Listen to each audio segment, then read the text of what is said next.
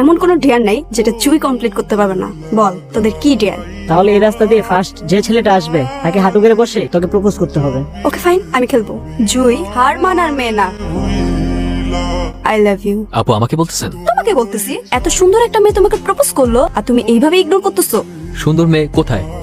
এই ক্যাম্পাসে সব ছেলেরা আমার পিছনে ঘুরে আর তুমি বলতেছো কোন মেয়ে? এই ক্যাম্পাসের সব থেকে সুন্দর মেয়ে আমি। ও আচ্ছা আচ্ছা, ক্যাম্পাসের সব ছেলেরা যদি আপনার পিছনে ঘুরে তাহলে সব ছেলের কমপক্ষে রুচি 3 বেলা খাওয়া উচিত। তাদের মাথায় ঝামেলা আছে। আসি আপু। আরে তোরা সবসময় আমাকে দেখে এমন করিস কেন? আরে ভাই, কার সাথে কিভাবে কথা বলতে হয় তুই তো সেটাও জানিস না। তোর এই ঠুটকারে স্বভাবের জন্য ভার্সিটির সবাই তোর উপর বিরক্ত। আমি তো কখনো মিথ্যা কথা বলিনি, আমি সবসময় সত্য কথা বলি। সেটা কি আমার দোষ? এই ছেলেটা কে রে? একবার সরিও বললো না। আরে তোর তো ভাগ্য ভালো, ওর সাথে তোর কথা হয়নি। কখনো কাউকে ভালো কিছু বলেছে বলে তো আমার মনে হয় না, আর এজন্যই ভার্সিটি কি ওকে পছন্দও করে না। খুব ইন্টারেস্টিং কিন্তু দেখলাম ক্লাসে একা একা বসে, কেউ সাথে কথাও বলে না। হ্যাঁ, কিন্তু ভুলে কথা বলার বা ফ্রেন্ডশিপ করার চিন্তা তুই মাথায় আনিস না।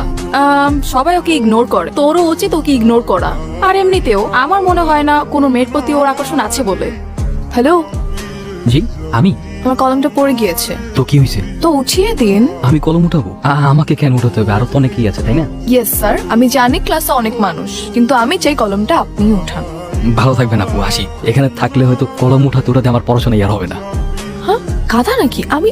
আপু, এই গাধার বাচ্চা নাম্বারটা দিত, ওর লাইফ আমি হেল্প করে দিব। ঠিক আছে, লে। হ্যালো, আসসালামু আলাইকুম। কে? আমি তা তো জানি, কিন্তু কে আপনি? আমার পরিচয় জেনে আপনার কি হবে? আপনি আপনার পছন্দের মতো আমাকে একটা নাম দিয়ে দিন না। আশ্চর্য, আমি তো আপনাকে চিনি না, নাম কি করে দিব? চেনেন না চিনে যাবেন, কথা বলতে থাকেন, আস্তে আস্তে এমনিই চিনে যাবেন। আমি একজন অপরিচিত মেয়ের সাথে কেন এভাবে কথা বলবো? কারণ পরিচিত কেউ তো আপনার সাথে কথা বলে না। বাবা ডেকেছো? তুমি নাকি বডিগার্ডদের তোমার সাথে ভার্সিটিতে যেতে নিষেধ করেছো? হ্যাঁ। কারণ বাবা, তোমার এসে বডিগার্ডদের জন্য আমার কোনো ফ্রেন্ড আমার সাথে মেশে না, আমার কাছে এসে কথা বলার সাহস পায় না। একটা মানুষ একা একা কতক্ষণ থাকতে পারে তুমি বলো তো? অনেক তো হয়েছে বাবা, অনেক হয়েছে। আমাকে চাপ দেয়ালের মধ্যে অনেক বন্দি করে রেখে আমি তো বড় হয়েছি, এবার একা ছাড়ো। চা দেল বলতে তুমি কি বুঝাচ্ছ? তোমাকে তো আমি বন্দি করে রাখিনি, না তো তোমাকে কোথাও যেতে নিষেধ করছি। আমার মেয়ের লাইফ যাতে রিস্কে না পড়ে এই জন্য বডিগার্ড রেখেছি। আর বডিগার্ড রাখাটা আমাদের পারিবারিক রীতি।